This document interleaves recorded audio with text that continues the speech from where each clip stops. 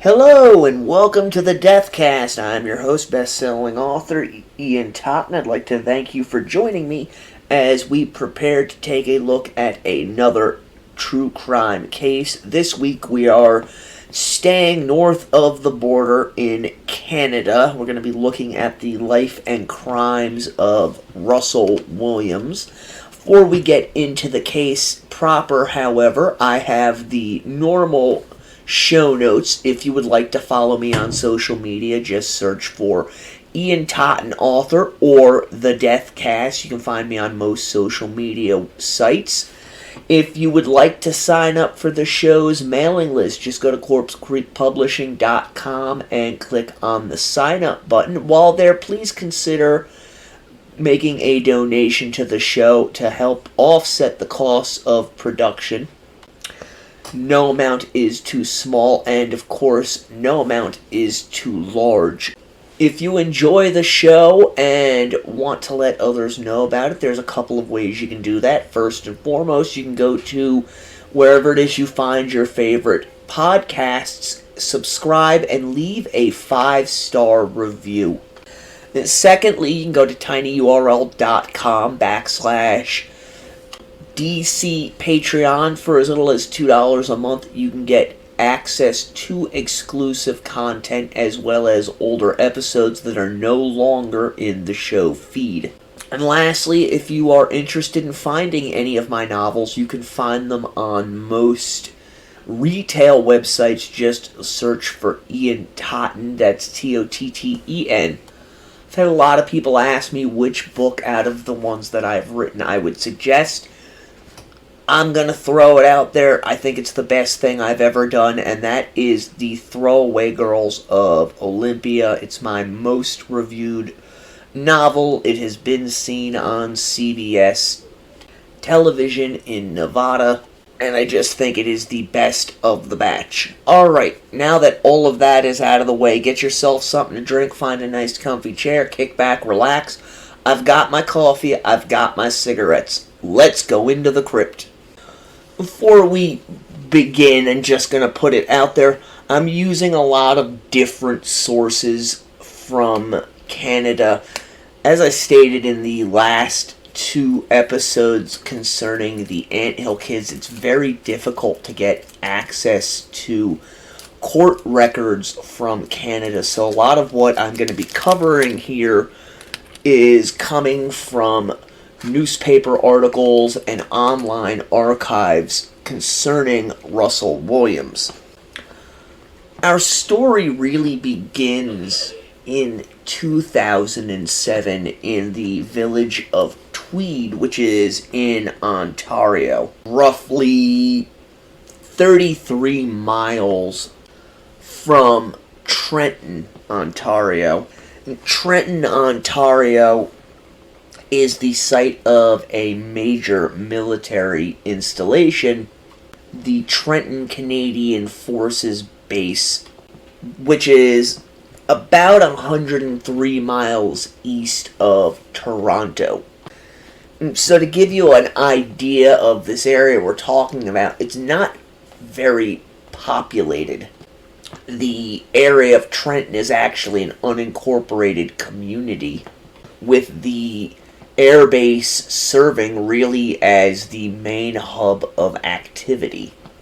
So on this night in question, September 8th into the morning of the 9th, 2007, someone broke into a cottage located on Cozy Cove Lane. And as I understand it, these cottages, which, as I understand it, served as vacation residence for some and year-round residence for others, were fairly upper class. An individual breaks into one of these homes when the family that dwelled within was not there.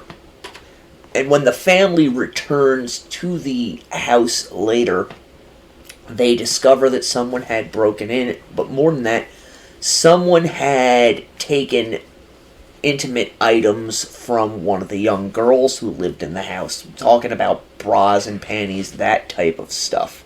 From what I could find, This particular family did not contact the police regarding this break-in and the items being stolen.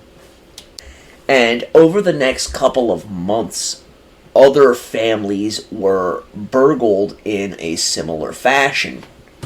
Sometimes the perpetrator would go in through an unlocked door. At other points, he would cut out the screens on a window in order to force the window open. In other cases, doors were picked and then forced open so that the perpetrator could go inside and do whatever he was doing. Some cases were reported to police, although that number was fairly small. As I've stated, most of the time individuals did not realize things were even missing. On the cases that were reported to the police, however, they really didn't have a whole lot to go on. This is a kind of isolated community, this Tweed, and it was a fairly upscale community. Police really didn't think that they had anybody in the area who could be perpetrating these crimes, nor could they find any kind of a motive. Eventually, the crimes would spread out from Tweed and include another nearby village by the name of Belleville. Like those in Tweed, these crimes were underreported, and it wasn't until 2008 that police anywhere in Ottawa began to be informed that these crimes were taking place, and that was because at least 25 similar break-ins took place in the town of Orleans. The people in Orleans did, in fact, contact police. At least 18 of these 25 known burglaries were reported to the police, and the police took it serious enough that they began posting undercover officers in vehicles in an attempt to find out who was doing this. Most notably, these officers were posted on Wilkie Drive, where the majority of the crimes are known to have taken place. Unfortunately, though, no perpetrators were encountered. However, police noted a change as these crimes in Orleans continued. It seemed that the perpetrator was getting both more aggressive and bolder. In one home, a pretty disturbing message was left on a computer screen, while in another, semen was discovered on a woman's photograph. Detective Sergeant Jim Van Allen, who was a criminal profiler for the Ontario Provincial Police, did a assessment of these crimes and stated that it was his belief that this individual would eventually escalate his crimes from simple breaking and entering when someone wasn't home into actual hands-on sexual assault. Detective Sergeant Van Allen's profile proved to be correct when, in September of 2009, in the village of Tweed, again on Cozy Cove Lane, there were two almost back-to-back sexual assaults. On the evening of the 16th into the early morning hours of the 17th, a perpetrator broke into a cabin on Cozy Cove Lane where a woman whose name has been protective due to a publication ban within Canada awoke to find someone inside of her bedroom. This individual, a male, proceeded to tie the woman up and sexually assault her before being forced to pose for nude photographs. Obviously, this first woman contacts the police. Unfortunately, there isn't a lot of information to go on. And it wasn't until the second assault took place on September 30th that the police really sprang into the action.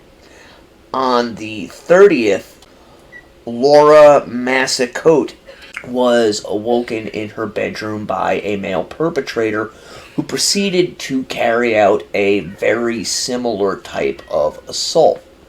She was bound, blindfolded, sexually assaulted, and then forced to pose for nude photography before the perpetrator stole some of her undergarments and fled the scene.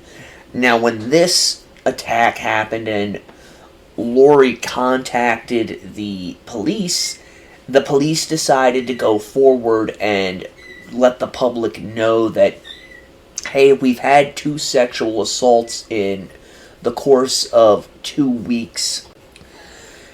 Public needs to be on the lookout for this and to take appropriate precautions. The police took the extra effort of actually going door to door within Tweed looking for information on this individual whom they dubbed as the Tweed Creeper. So we have here a perpetrator who has escalated his crimes over the course of roughly 2 years, from breaking and entering and stealing women's undergarments to full-on sexual assaults.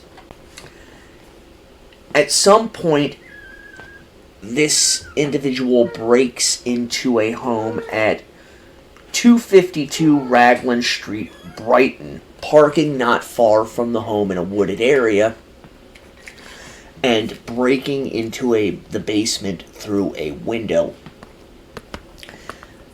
The woman who lived in this house, Corporal Marie-France Camus, came home on this date and discovered that someone had been through her underwear drawer.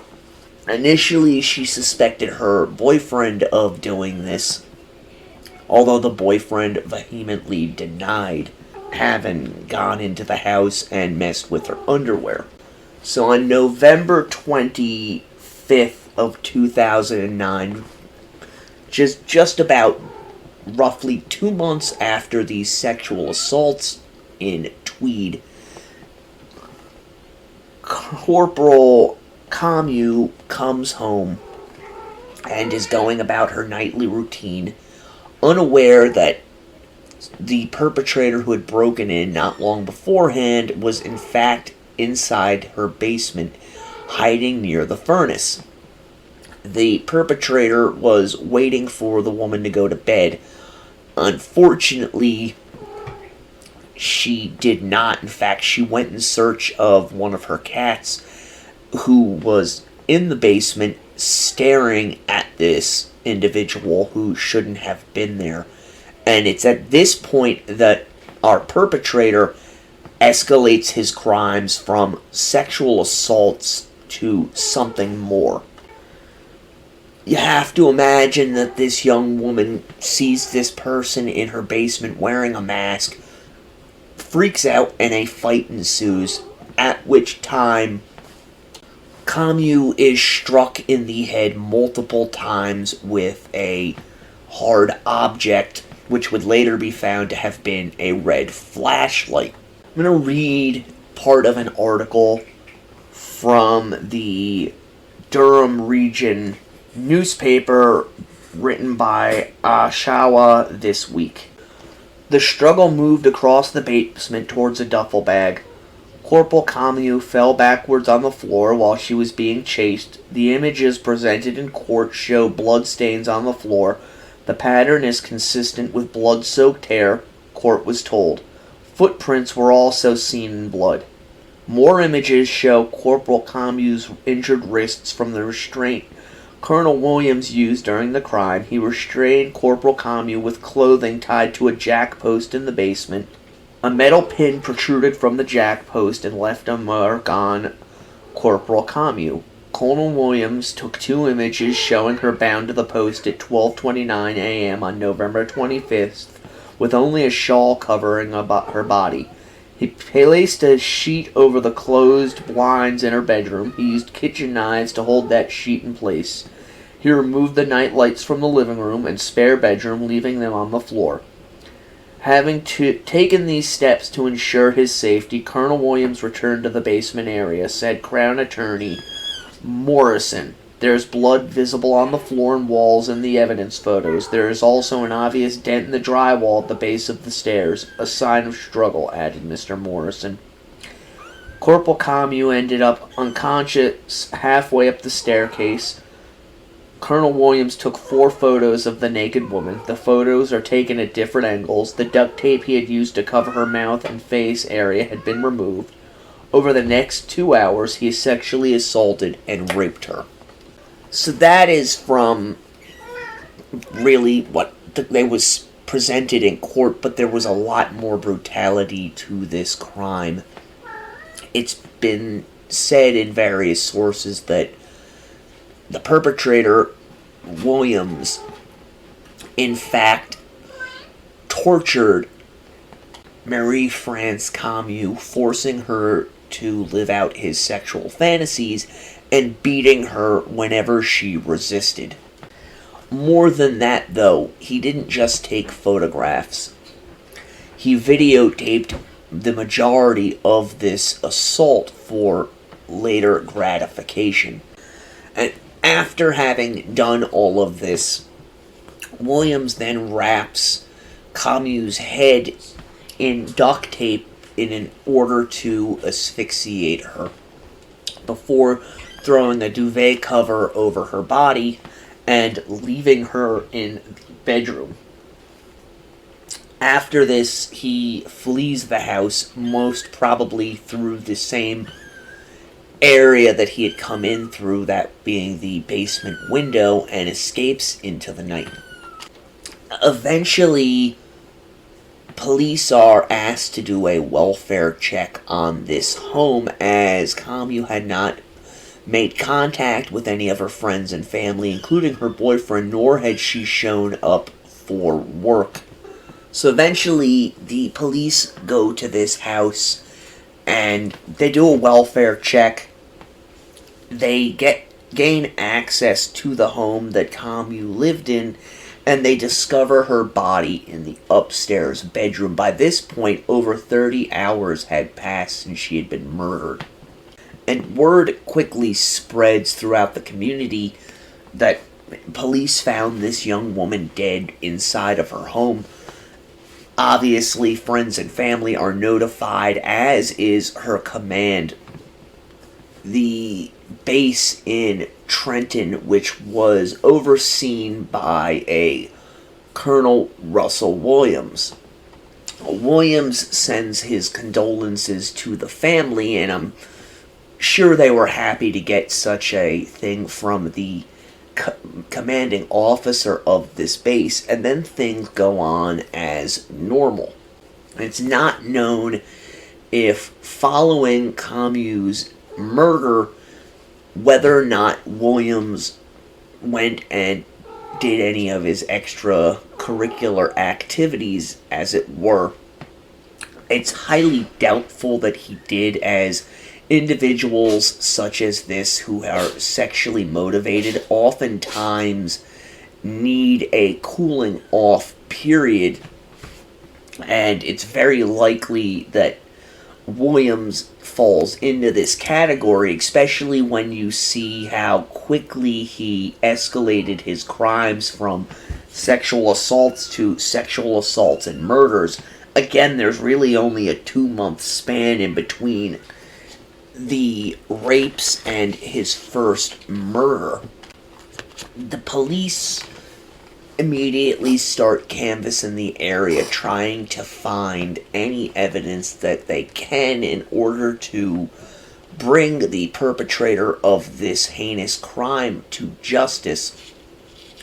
More likely than not, there was DNA evidence at the scene, although I haven't seen anything to indicate that. The fact that there was a sexual assault, most likely there was some form of evidence there from the perpetrator, this Russell Williams. But eventually, the case goes cold, with Camus' family pleading with, the public to offer any assistance that they can. On December 4th of 2009, Marie France Camus is buried at the National Cemetery in Ottawa. Unfortunately, Camus' case goes cold. Police don't have a lot of information to go on.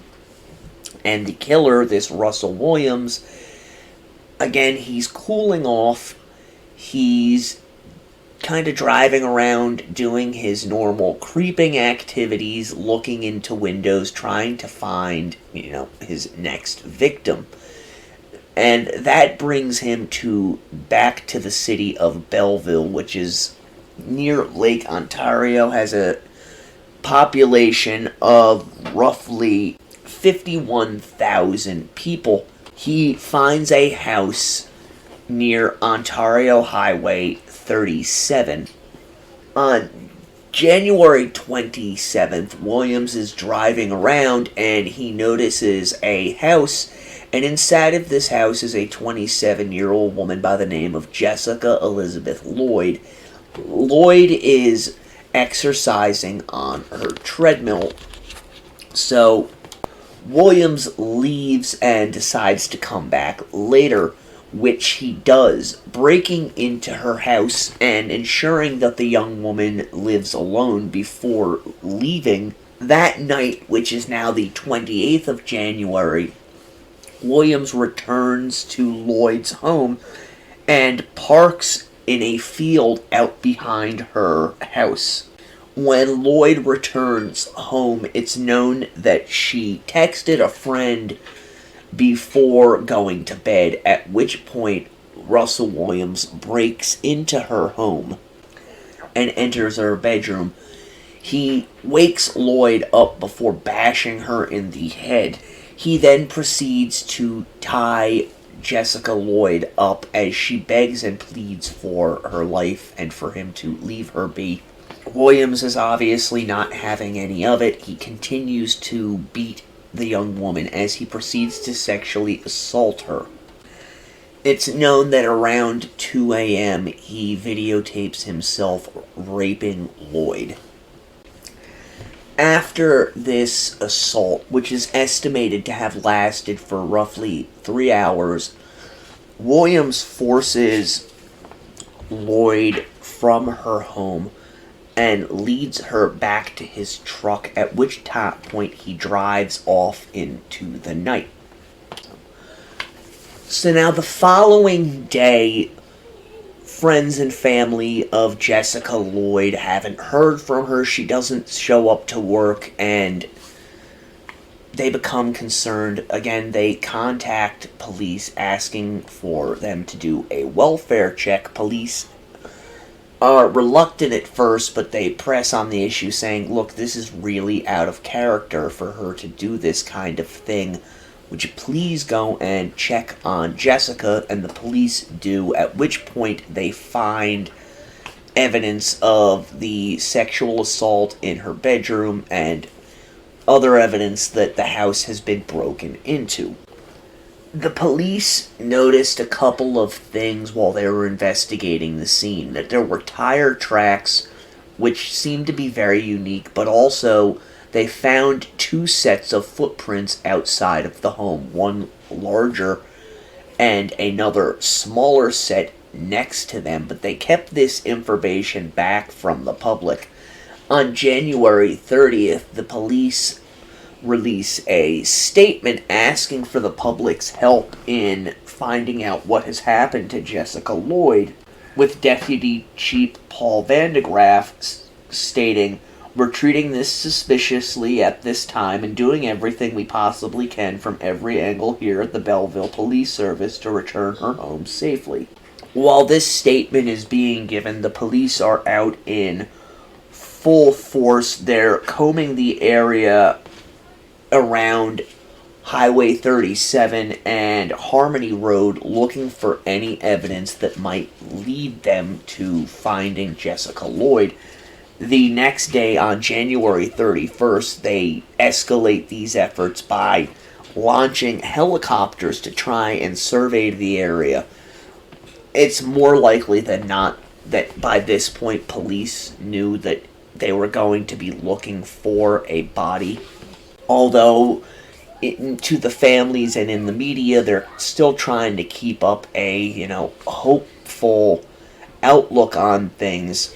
The police in Bellevue were in constant contact with the Ontario Provincial Police Department, and it was through this contact that the sexual assaults in Tweed, as well as Marie French Camus' murder, were all tangentially linked together. So now the police are, they're certain that it's more likely than not this same individual, and they're desperate to try and find Jessica Lloyd, because up until this point, the perpetrator hasn't removed any of the victims from the home. The police reach out to the public again and ask them to stop posting, various tips they might have on Facebook, and instead to contact them. And one tip that comes in from this is that numerous individuals report having seen a silver-colored SUV parked in a field near Lloyd's house on the night it's thought that she disappeared. Armed with this evidence and the tire tracks that the police have found, they start narrowing down what type of vehicle this could be. And they get a fairly short list of vehicles, one of which is a Nissan Pathfinder.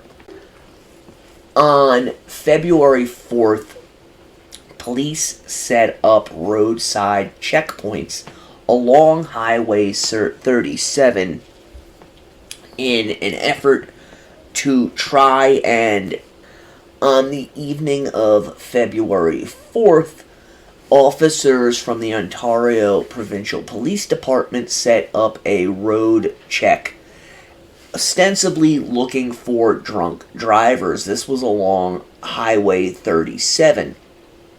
What in reality they were doing, though, was they were comparing the tires of vehicles that were driving through this checkpoint, as well as questioning the occupants of those drivers, attempting to glean any information that they could as to Jessica's disappearance and possible whereabouts. When they came upon Russell Williams' vehicle, one of the officers immediately noticed that the tire treads on the SUV matched those that had been found near Lloyd's house. And ultimately, this would lead to Williams' undoing. As it's been stated, normally he drove his BMW, but for whatever reason on this day he decided to drive his Pathfinder. Police immediately mark Russell Williams as being a suspect, and they take the extraordinary step of actually placing him under police surveillance. Now, one thing Williams had told the officers when he was stopped at this checkpoint was that he was in a hurry because he had a sick child. However, upon looking into Williams, they discovered that while he was married, the couple were childless. So on February 7th, a detective sergeant named Jim Smith contacted Russell Williams and asked him to come to headquarters as they had some loose ends they needed to tie up. And it was at this point that police confronted Williams with their various questions and suspicions regarding his activities on the night of Jessica's disappearance, as well as the fact that he did not have any children, had lied to officers, and had a vehicle that suspiciously matched one that had been seen near Jessica's home. Unbeknownst to Russell Williams, as he's being interviewed by the police, other officers who had been able to obtain search warrants descended on Williams' various properties, namely his cabin in Tweed and the home he shared with his wife in Ottawa. And it's been reported that his wife was stunned when officers showed up at the house with the search warrants, and she kind of stood numbly by as they began to go through the couple's possessions. Williams was unaware of all of this, as I stated.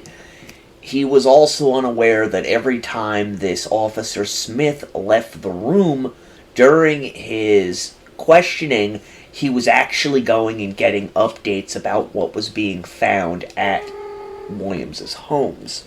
And I was able to find roughly 2 hours of Williams' interrogation, and I'm going to play some of that for you here now. I want you to be aware that the portion I am going to be playing for you is actually when he's describing the murders of Marie French Comu and Jessica Lloyd. What do you want to talk about? It's pretty wide open now, eh? Yeah. What do you want to know? Well, do you want to work forwards or backwards? Doesn't matter. Why don't we start with Jessica? How does that start for you?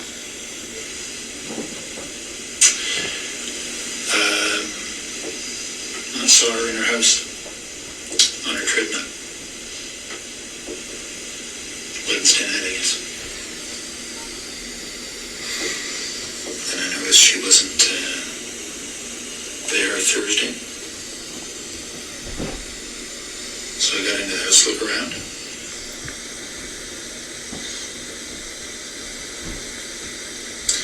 Then I left. Noticed she'd come home. So I went back in. Through the back patio door. While she was sleeping.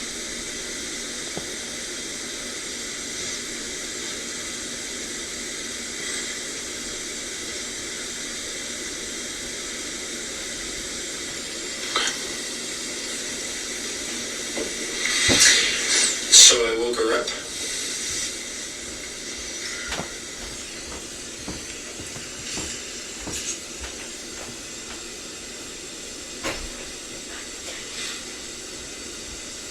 Didn't hit her. She only hit her once. Friday night.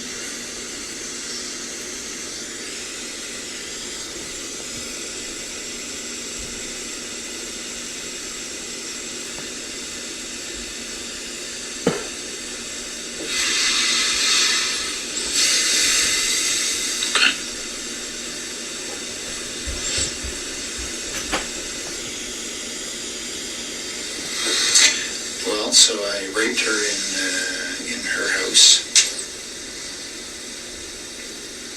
and then I took her to the car and took her to Tweed.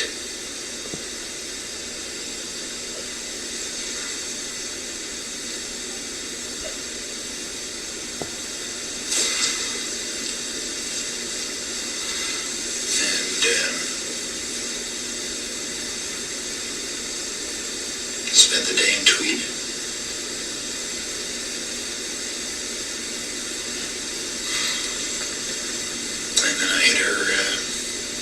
As we were walking, she thought we were leaving.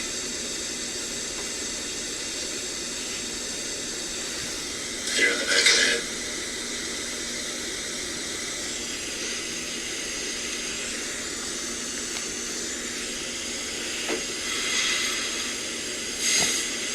Okay.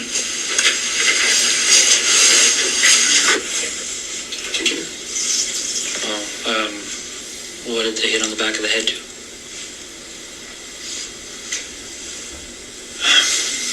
Well, I was surprised that her skull gave way. She was there immediately unconscious. I strangled her. Okay. What did you hit her with? Flashlight. Okay. In the house or outside the house? In the house. Yeah, they'll find signs of that. Where in the house did this happen? In the main portion, just in front of the fireplace. What do you mean to find signs of it? Oh, there was quite a bit of blood. I'd expected to knock her out. But obviously generated a lot of blood. What did she bleed onto? The floor. It's just tile floor. Okay. Did you clean it up or did you... I whipped it up. I know I'd be easily spotted. What makes you think that? Like, if I walked in that house right now, would I see it? You wouldn't see it at all, but, you know, our insights will show it, I'm sure. Okay. So when that happened, did she have clothes on or was she naked? She was dressed. Okay. So when we find her, is she going to have those clothes on too? Yeah. All right. Okay. Marie France Como.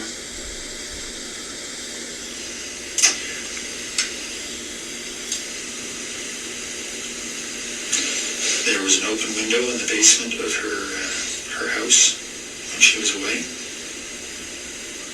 I went in there a couple of nights before she came home. Looked around.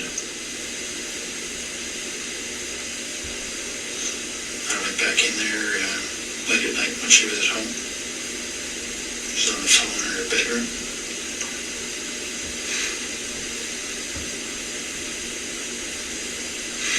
She actually discovered me in the basement. She was trying to get her cat to come upstairs, and the cat was in the basement, had seen me and was fixated on me in the corner. She couldn't get the cat up, so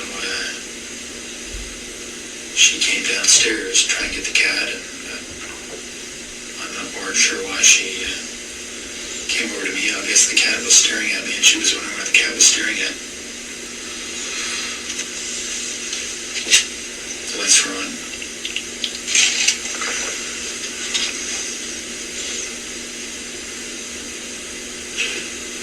So when she spotted me, I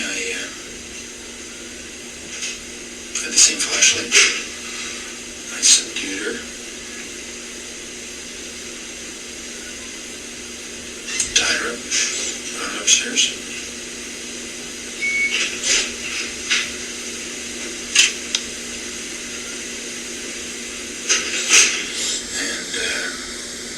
Strangled her later in the morning. Well, or suffocated her. Some tape.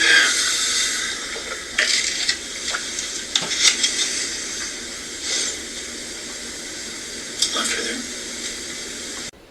You can hear during that clip that he's really downplaying how horrific the attacks actually were.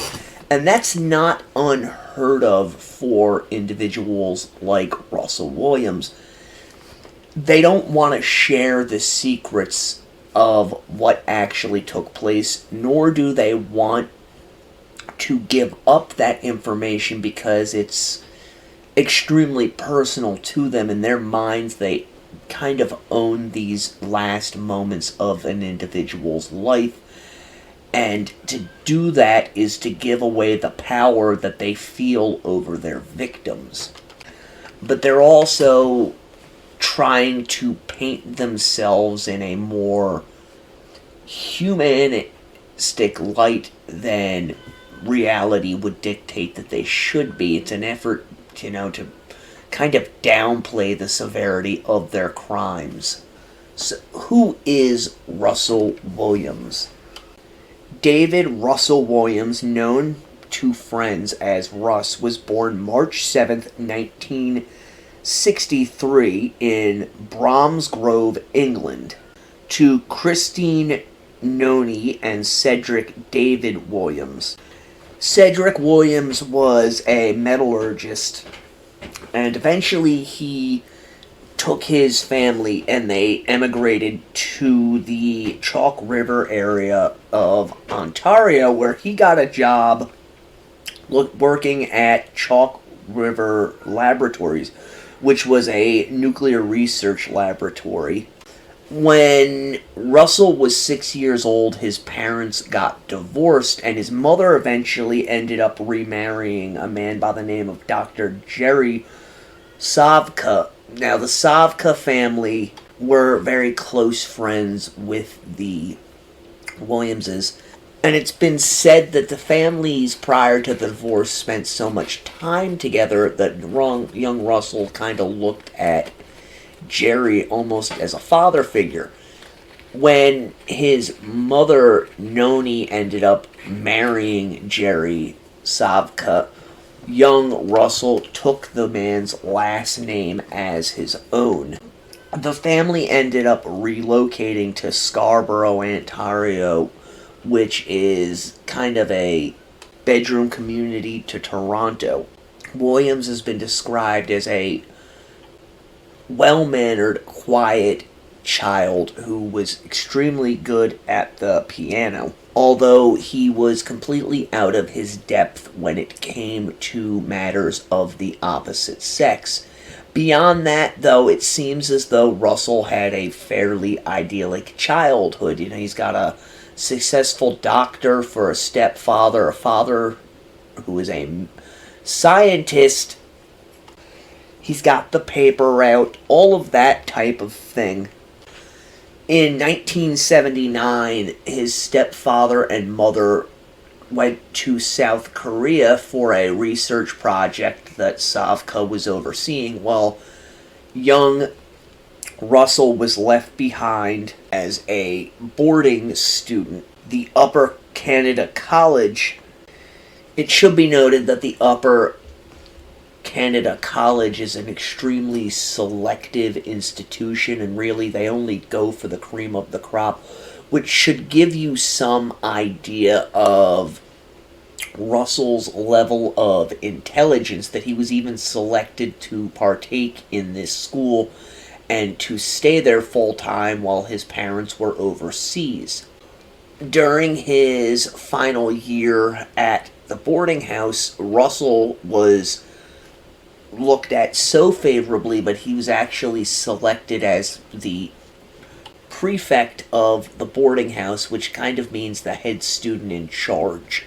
After graduating, he enrolled as an economic and political sciences student at the University of Toronto, Scarborough, where he eventually graduated in 1986. It's been noted that during his time at the University of Toronto, Scarborough, Williams would go to great lengths to prank his classmates, going so far as to pick locks to gain access to closed dorm rooms, and waiting for hours on end for the individual to arrive so that he could jump out and surprise them. Williams himself has stated that he became fascinated with women's underwear in his early 20s, which would put it around the time that he was attending college. So it's very possible that during these pranks that he was playing on his friends, he was going through female acquaintances' undergarments, and that he found the sexual attraction to them, which, as we are well aware, would later escalate. Williams was seen as a model student, and when he joined the Canadian Air Force in 1987, he was very quickly singled out as a future top echelon officer. So he wasn't just some schlub off the street that decided he wanted to go into the military. Russell wanted to make a career out of it, and he set his sights high. By 1990, he was flying for the Air Force, being posted to the 3rd Canadian Flying Forces Training School in Portage la Prairie, Manitoba, where he served as an instructor. On January 1st of 1991, Russell Williams was promoted to captain. Not long after this, he met Mary Elizabeth Harriman, who was at that point an associate director of the Heart and Stroke Foundation of Canada. They married on June 1st of 1991. On his official biography on the Canadian Forces website, it was noted that both of the Williamses were avid golfers, while Russell was noted as being a keen photographer, fisherman, and runner. In 1992, he was posted to the Combat Support Squadron based at Canadian Forces Base Shearwater in Nova Scotia. By 1994, he had been moved to the 412th Transport Squadron in Ottawa, which he began transporting high-level VIPs. This includes members of the Canadian government as well as individuals such as Queen Elizabeth of England. Williams was looked at as an excellent pilot and a quote-unquote shining bright star of the military. He continued to move up the ranks within the Canadian Forces, and in 2009 he was made a colonel. On July 15th of 2009, he was made the wing commander at Canadian Force Base Trenton. And I think it's fairly interesting that as he was really gaining power within the military and becoming, a base CO, is when his crimes began. Again, we know he started 2007, 2008, somewhere in that time period, which is really when he starts being given these really high-ranking command posts. And if you look into serial killers and sexual predators, oftentimes you'll find that as the stresses of life escalate around them, that is when their criminal conduct begins, and as these stresses grow, so too does their activities, and oftentimes, especially in the case of a serial killer, as life stresses get heavier and heavier, they escalate their criminal activities, which is exactly what is happening here with Russell Williams. He's not listed as a serial killer, but given the nature of the crimes and how he was operating, it's more likely than not. Had he not been discovered, he would have continued on in the fashion that he was, racking up more victims. And apparently his wife had no idea of the things that he was getting involved with. During the search of Williams' properties, officers found his camera, a duffel bag which contained a black skull cap, a manual for lock picking, along with boxes and pillowcases stuffed full with underwear and lingerie. These would turn out to have belonged to his numerous victims. They also discovered 2 hard drives inside a ceiling panel in the Ottawa home basement that was basically a chronological record of all of Williams' crimes. They found video clips and almost 3,000 photographs on these hard drives depicting his first 2 sexual assaults and then the 2 murders. On February 8th, Williams was charged with murder, sexual assault, and forcible confinement. Eventually, he's going to be charged with numerous other crimes. In April of 2010, while in confinement, guards discovered Williams attempting to take his own life with a cardboard toilet paper tube, which he had shoved down his throat. This led to Williams being placed under a 24-hour suicide watch. Williams, knowing that he was caught, ends up pleading guilty to all charges. On October 22nd, 2010, Williams ends up being convicted to 2 life sentences without the possibility of parole for 25 years, which means he's gonna have to spend 25 years in prison before he's even considered for parole. Russell Williams would be discharged from the Canadian Forces, with all of his uniforms and various awards being destroyed, while his wife would go on to divorce him.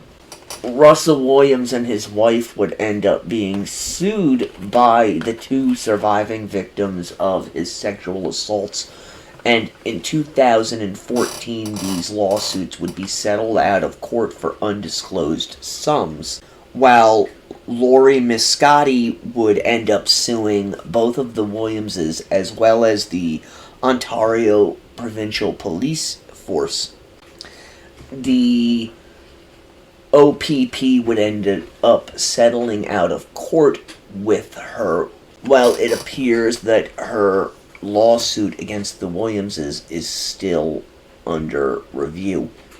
Currently, Russell Williams is serving his sentence at the maximum security prison at Port Cartier in Quebec, where, from reports I have read, he is considered a model prisoner. One thing that you don't see very often, and that might be because these crimes took place in Canada, Russell Williams was really a sexual sadist. He seems to have derived pleasure from his victims' terror and agony. And oftentimes with individuals such as this, there is some key factor in their upbringing that leads them to this point in their life.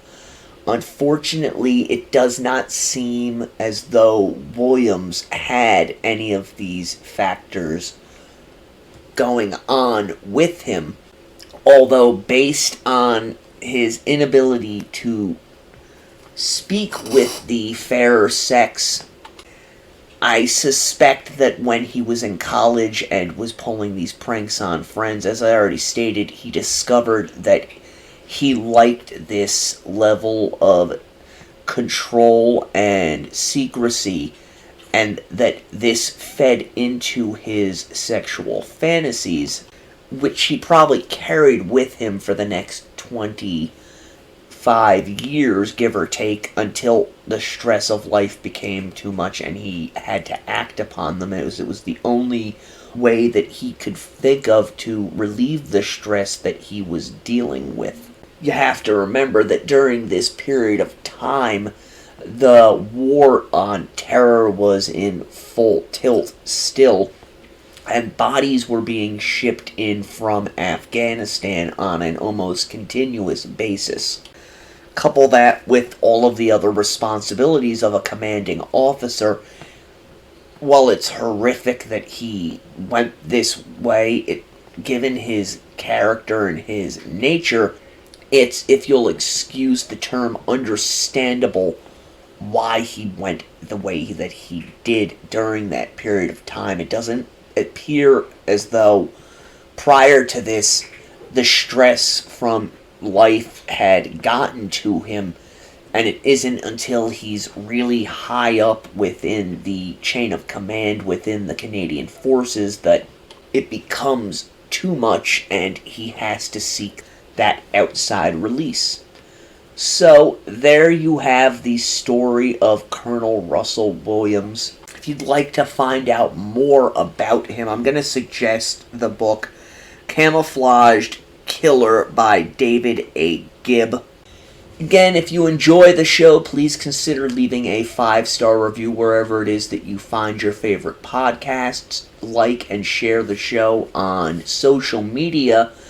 And go to tinyurl.com/DC Patreon.